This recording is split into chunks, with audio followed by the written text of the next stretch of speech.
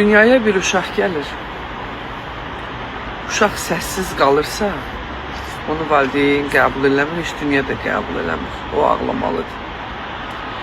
Ağlamasa onu heç kim bağrına basmır, anasını da qucağına vermirlər. Düzdür?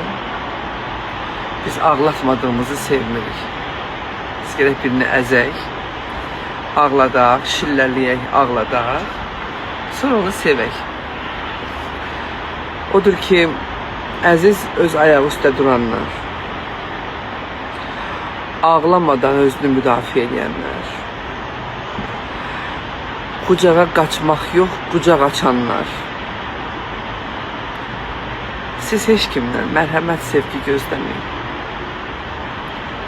Sizin taleyiniz sərt olmaqdır, mərd olmaqdır, çoxuna dərd olmaqdır.